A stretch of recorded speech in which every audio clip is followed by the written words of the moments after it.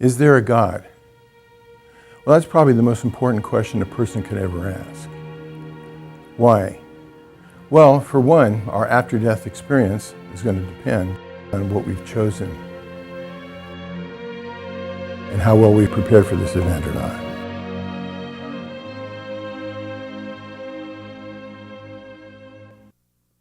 Another reason is the quality of our life now. Because how good or bad our experiences will be will depend on which God's rules we have chosen to follow. Whether it's the God of the world, the God of our peers, the God of ourself and our feelings, the God of the Bible, just to name a few. Many years ago, I used to ask, does God exist? And what's the best ways to approach life? And I did that because, following my impulses and following the ways of the world and my friends, that brought me a lot of troubles and suffering. So I knew that there must have been a better way. And somebody in the world must know, was it a psychiatrist or a growth group, whatever. But also I was totally fascinated as to what the truth was behind this existence that we find ourselves in. I mean, we just appeared here. We're in this giant universe. We're going to have to leave at some point. I mean, that seems to be the most fascinating thing in this life. So I wanted to see if there were answers to it. But it seemed like there must be answers to that in the world. I mean, I trusted the world up to that point until I burned through a lot of what was being offered as answers. And I realized, wait a minute, they weren't answers at all. So who could I trust? Who does have the answer? And maybe nobody does. So I searched to try to find out.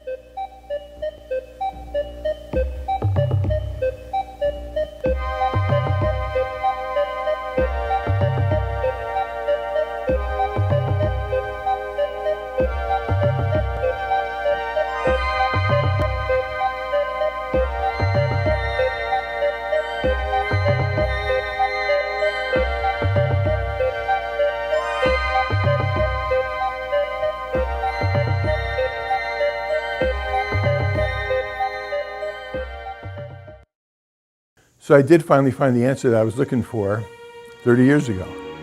But I've been trained as an engineer and as a scientist, so I couldn't just accept any belief because, there's so many beliefs in the world. And so which ones are right and which ones are wrong?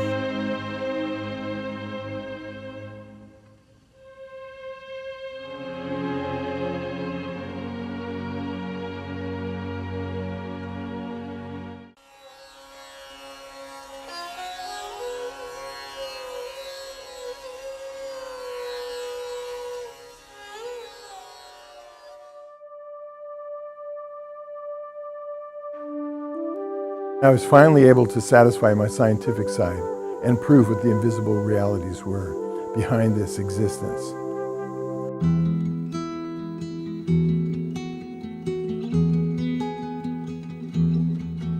And I did so using science, logic, experience, statistics, and basically what worked. And by what worked, I mean that which brought me clarity, peace, joy, lack of emotional traumas, no addictions. And that's been working for 30 years now. So that's why I'm making this video, because I want others to be able to share in what I found. People, especially since people are having a lot of problems in this world and in this life now. So now I'm going to present that proof to you. And then I'm going to invite you to respond with any questions or comments you have. And then I'll read them in the next episode and deal with them, and maybe even have you on the show.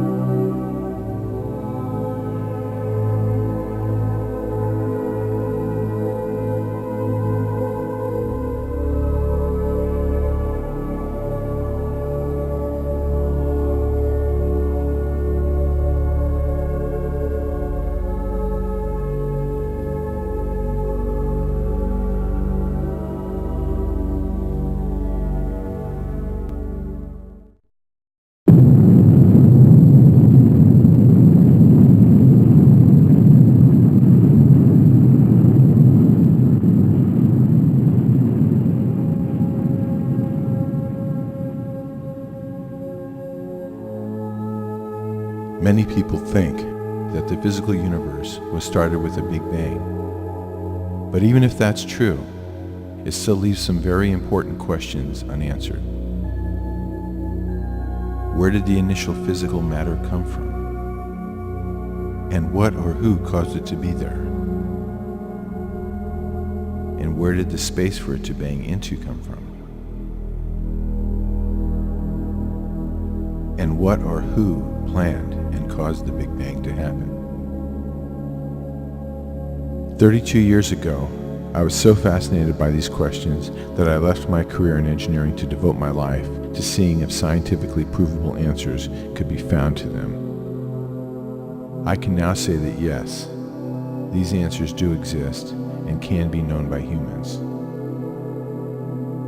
In my new book, I scientifically prove there had to be a powerful, intelligent being behind it all. But in my book, I also prove an answer to an even more intriguing question. Why are we here? On the back cover of my book, I approach the reader this way. Have you ever wondered, why am I here? Why am I alive? In this giant universe, what is the purpose of my life? Does it even have a purpose? Or are we just beings who live and reproduce other beings, who then live and reproduce more beings, etc., etc.? Do our beliefs, attitudes, and actions have any meaning or consequences, or are they all just dust in the wind? If we take a good look at what exists outside of this ball that we live on, we come to realize just how very small and weak we are, amidst a huge sea of great power and unfathomable size. Therefore, we, humanity, can't be responsible for all of this being here. But if not us, then who or what is? And how do we fit into the picture? We keep making probes into the universe, but no intelligent life ever responds. Is there in fact anyone out there? Is it even possible to contact the power, intelligence, beings that created this universe? Hi, my name is Dennis Marcelino, and I'd like to welcome you to my new series, 10 Conclusive Proofs that God Exists and the Bible is True. In this series, we'll be utilizing my backgrounds in science, engineering, psychology, and theology to show that when science and logic are taken to the nth degree, they yield proofs that God exists and the Bible is true. It's one small step for man, one giant leap for mankind. Was it really a giant leap? And if not, how small of a leap was it? Let's take a look at some numbers. First, within our own solar system. As for how big our sun is, 1,300,000 Earths could fit in it. And the largest known star in the universe, Epsilon, could hold 27 billion of our suns. And the distance to our sun is 93 million miles, which is like driving cross-country 31,000 times. At the speed of light, which is 186,000 miles per second, it would take 8 1/3 minutes to get from the Earth to the sun. Now, traveling at that speed, it would take 4 1/3 years to get to the nearest star, which is Alpha Centauri.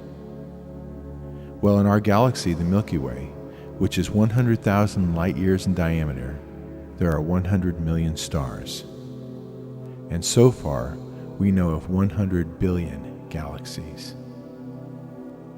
Now, dwelling on these numbers and the physical reality attached to them can't help but give you a feeling of awe and wonder about what's going on out there. And it is totally illogical to not think that there's something more going on out there. Human beings cannot be responsible for all of this. So then, what is? Or who is? God is a spirit, and therefore is invisible. That is, God can't be proven to exist by our eyes.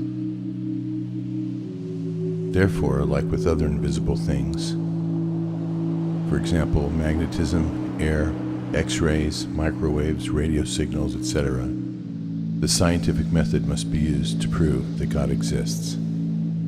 and what God's nature and ways are. This can now be done. It now can be scientifically proven that God exists. It also can be scientifically proven that the Bible is a communication from God and is all true. What makes the proof here unique is that it is an accumulation of 10 areas of proof, all of which can stand on their own as proof, but together they form an overall proof that can withstand any claim that is contrary to their claim, that God exists and the Bible is true. Let's start with the fact that the science of logic says there's only one truth. Only one truth. See, in any simple question, there's only one simple answer. One of the things that the mainstream institutions have used to keep us from acknowledging God is they say, well, that's belief. It's not a matter of science. See, we're into science and not belief. But I don't know if they realize it, but nearly all of the founding fathers of science were Christians. And Louis Pasteur, one of the main ones, said this: a little bit of science averts us from God, but a lot of it brings us back to Him.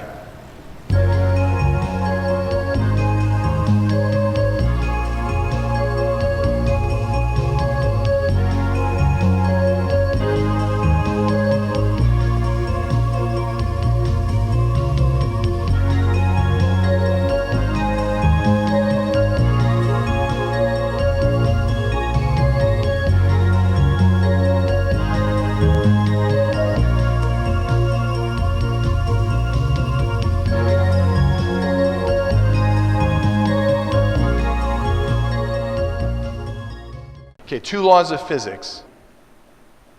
Energy is neither created nor destroyed. We have a finite amount of energy here in the universe, the whole universe. A finite amount. No energy has ever been known to appear or spontaneously combust. Okay, that's the first law of physics.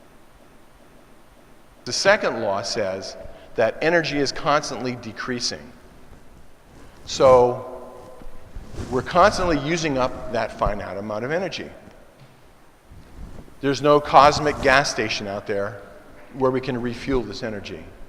So if energy can't be created and it's all running down, we obviously aren't looking at an infinite past.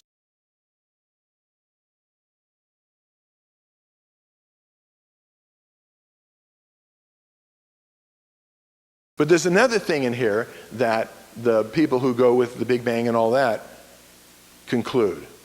They're trying to find that what happened in that microsecond before the Big Bang, which they envision as physical, even though it's a black hole. They envision it as physical. Okay, well, if physicality can't create itself, it had to be started by something non-physical. See, that seems obvious.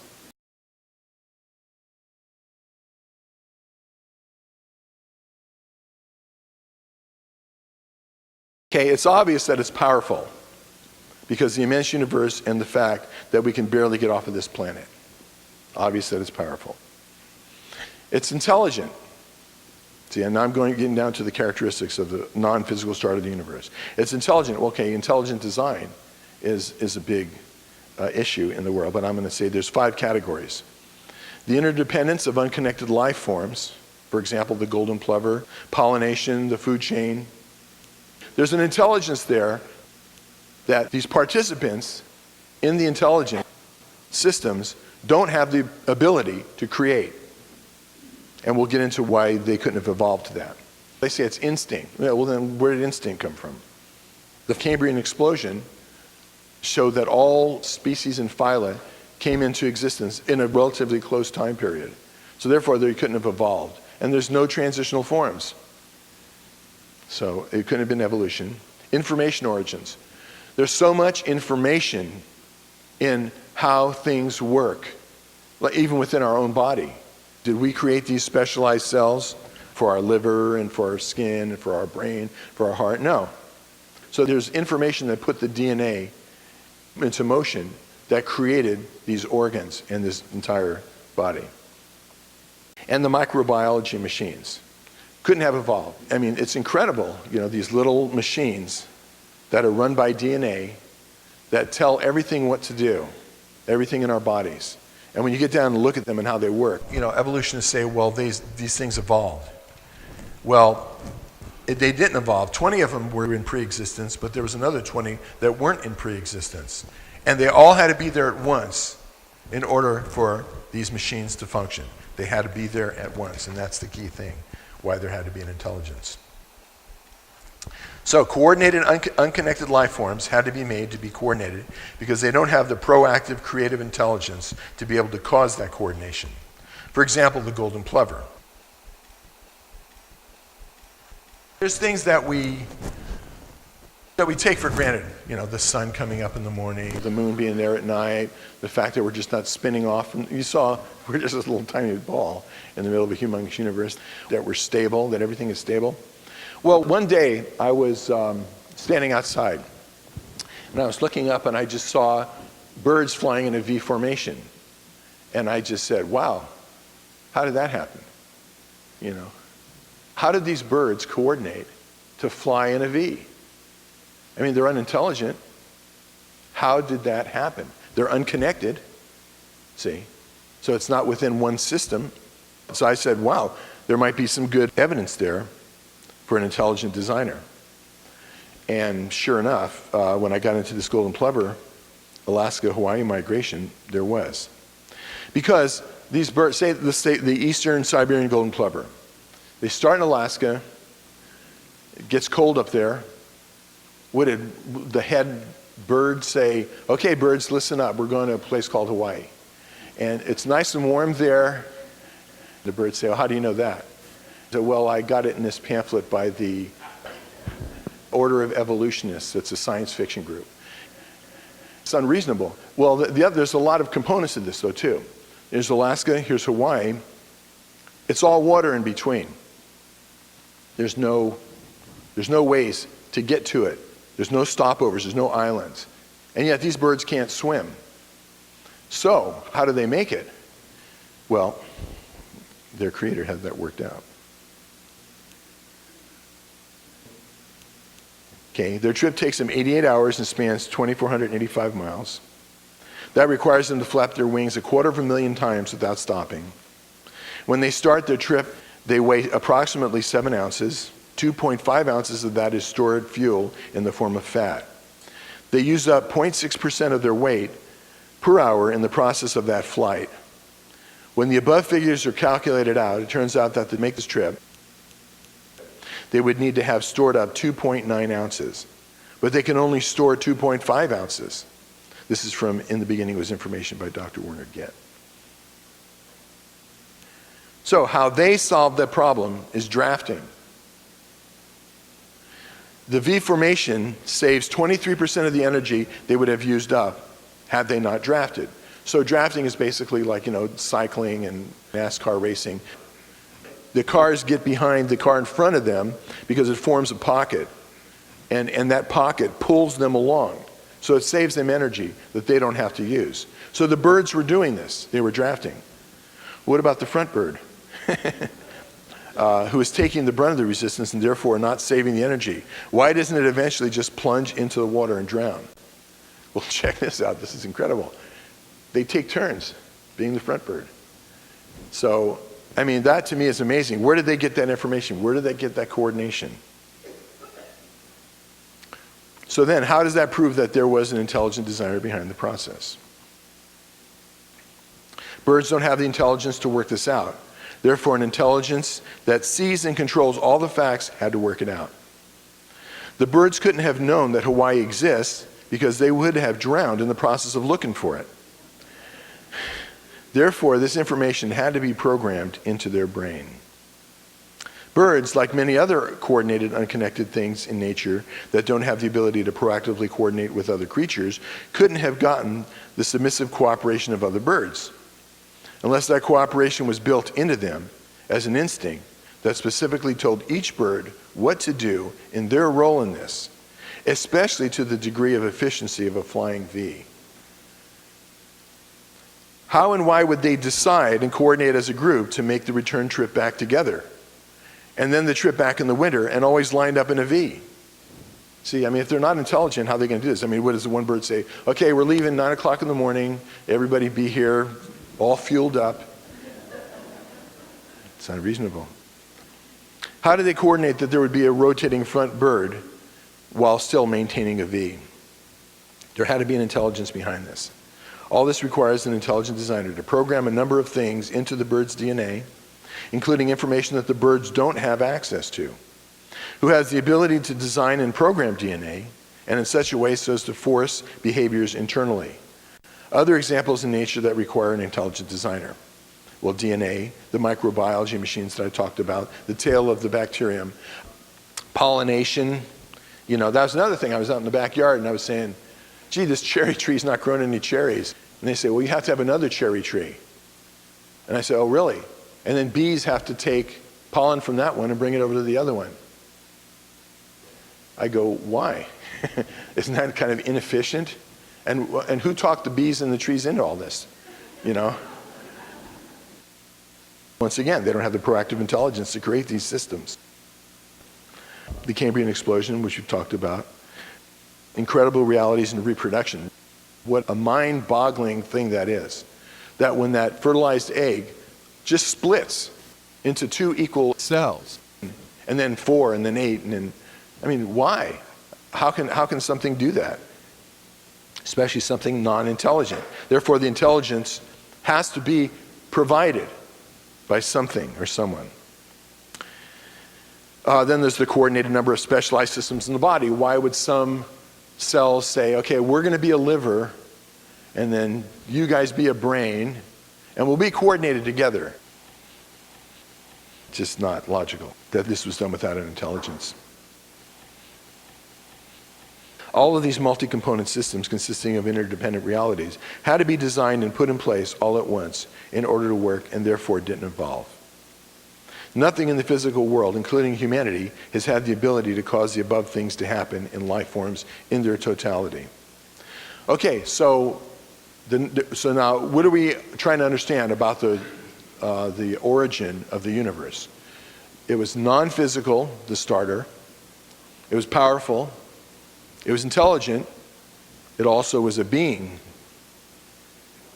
An intelligent design that has no way of putting itself together implicitly says that there had to have been an intelligent designer to design the design, to coordinate the parts in the design, see to it that it was carried out. For example, a computer is a highly skilled functioning entity, but intelligent beings had to design it, program it out of materials the computer didn't make, plug it in to a power source that the computer also didn't create, and turn it on, and stand here and push buttons to move the slides along. Hence, another attribute of the non-physical causer of the physical universe is that it was a being, a proactive intelligence that has the ability to cause. A non-physical, powerful, intelligent being.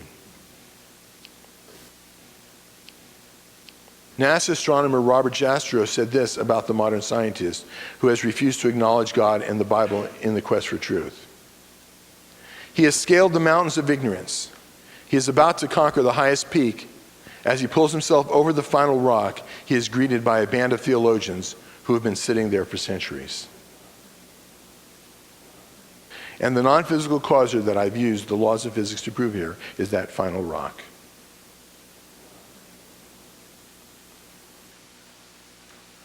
Who made God? That's another big logical question that comes up. Okay, infinite past regression. Okay, something can't come from nothing, because there's nothing in nothing to create the something, and all somethings come from something. So to avoid an infinite past regression, you have to say that there was an original, always existing something. It's the only logical possibility.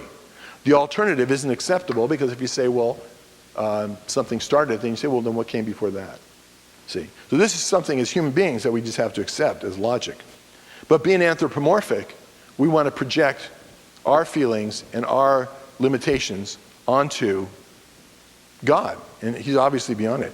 For instance, trees and comedy. Can you tell a joke to a tree? You know, trees can't grasp comedy.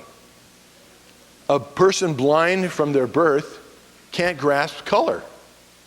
Therefore, there are things that exist, and a paramecium can't grasp romance. See, so there are things that exist in reality that other things can't have any idea that they exist. See, and that's also the case here for an eternally existent God. It's hard to accept to our anthropomorphic thing.